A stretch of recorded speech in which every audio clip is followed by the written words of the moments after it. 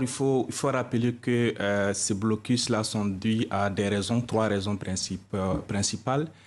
Au début du mois de juillet, le GNIM a annoncé avoir instauré trois raisons pour bloquer la route de Kayi et aussi la route de la Côte d'Ivoire, surtout la route de Côte d'Ivoire pour venir à Bamako, et aussi la route de Ségou. Donc ces raisons, la raison principale du carburant, c'est qu'il y a certaines localités qui ont pris des décisions pour interdire le transport des hydrocarbures en béton d'huile. Donc du coup, les djihadistes, pour eux, c'est une décision illégale en fait. C'est une décision qui ne devait pas être, parce que pour eux, les villageois aussi ont besoin de carburant. Donc les autorités de ces localités ont pris cette décision-là, parce que pour eux, c'est les djihadistes qui viennent s'approvisionner dans ces villages-là à travers ces bidons d'huile, bidons de carburant. Donc du coup, ils ont dit, tant que cette décision reste, et aussi ils vont bloquer l'entrée de carburant dans le pays, que ce soit par la route du Sénégal ou la route de la Côte d'Ivoire ou autre. La deuxième raison, surtout, ils se sont attaqués aussi à la compagnie de transport Diarra Transport. Là aussi, la raison est que cette compagnie, pour eux, dénonce aussi des éventuels suspects, une fois arrivés à Bamako, qui sont arrêtés comme des djihadistes. Et la troisième chose aussi, comme vous le savez, il y a eu des attaques simultanées aussi dans différentes localités, Kayi, Nioro du Sahel, Sandaré et autres. Donc, après cette attaque-là, la population de ces localités ont quand même soutenu les forces armées du Mali pour quand même chasser les djihadistes et aussi participer aussi en tout ce qui concerne le nettoyage même de la ville. Donc les djihadistes, ils avaient dit aussi à la population de ne pas se mêler tout ce qui concerne le conflit entre eux et les armées, surtout les autorités. Donc pour eux, aujourd'hui, comme cette localité, surtout la région de Kayi et aussi la région du Nord, se sont impliqués pour aider les forces armées et de sécurité. Donc pour eux, ils ont demandé aussi à ces populations, ces habitants, de ne pas se déplacer. Une fois qu'ils vont se déplacer, ils vont les traquer, ils vont les enlever. On a vu... une fois après le communiqué, le lendemain, ils sont partis à l'acte. Pour bien comprendre, l'idée, c'est aussi d'asphyxier économiquement le pouvoir en place? Oui, on peut dire que c'est une manière aussi d'assister Bamako, parce qu'aujourd'hui, on peut dire que Bamako est sous blocus. Quand on regarde la route qui fait Bamako-Sikasso, ils ont incendié 3 citernes de carburant, et aussi la route sur Bamako-Ségou, ils ont incendié aussi 2 citernes. Et vous avez vu les images qui passent tout récemment, ça aussi, c'est le 14 septembre passé, ils ont quand même attaqué le convoi. Le convoi que l'armée malienne avait décidé d'escorter en quelque sorte les citernes pour quand même acheminés vers Bamako. Ils ont attaqué, il y a eu plus de 80, on peut même dire qu'il y a plus de cinquantaine de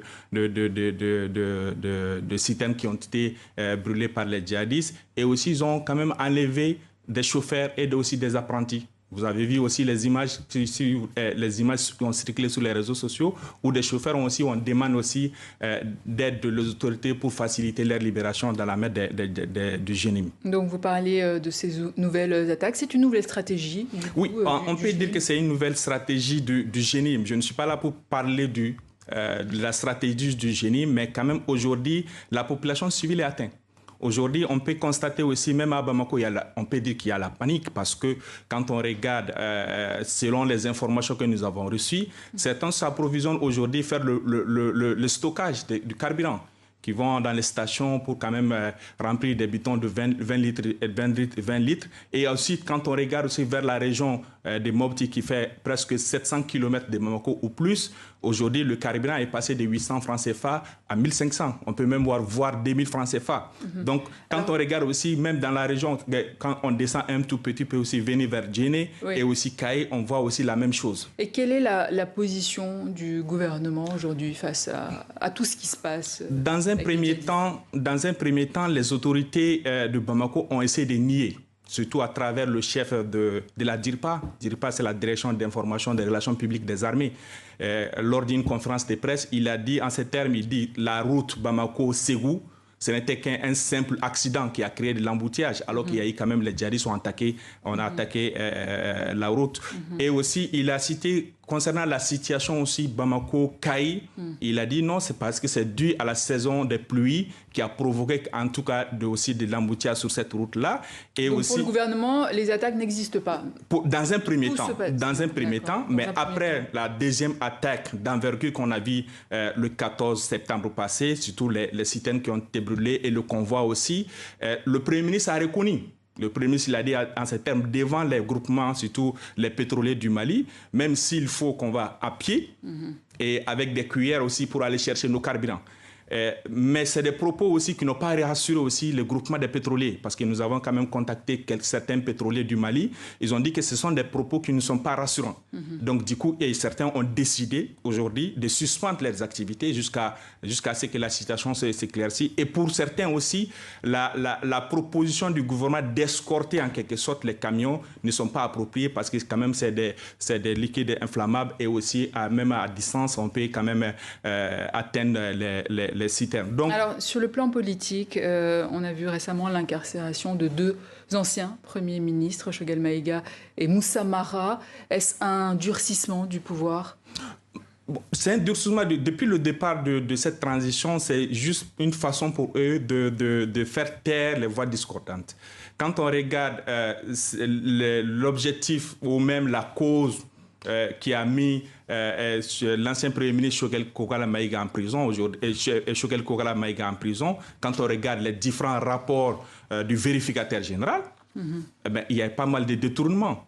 Des gens qui font partie même actuelle du pouvoir central. Il y a eu des ambassadeurs où on a vu des rapports qui ont eu des détournements de milliards. Mais aujourd'hui, pourquoi Choguel est en prison? Parce que Choguel aussi, c'était une voix. Après avoir été chassé de la primature, et c'était quelqu'un quand même qui était écouté, qui faisait des vidéos, comme on le dit, il était dévidé en quelque sorte comme youtubeur. Il parlait de la situation du pays. Il décriait en quelque sorte la mauvaise gouvernance. Pour eux-mêmes, c'est une gouvernance catastrophique aujourd'hui qu'il faut mettre terme. Et quand on regarde Moussa Mara aujourd'hui, parce qu'il a fait un tweet, et dans ce tweet-là, parce qu'il a rendu visite à des leaders d'opinion, à des chefs de partis politiques qui ont été incarcérés par leur opinion, etc. Et tout. Et aujourd'hui, il est en prison. Parce qu'il a dit, à la fin de ce tweet-là, j'ai rendu visite à tel.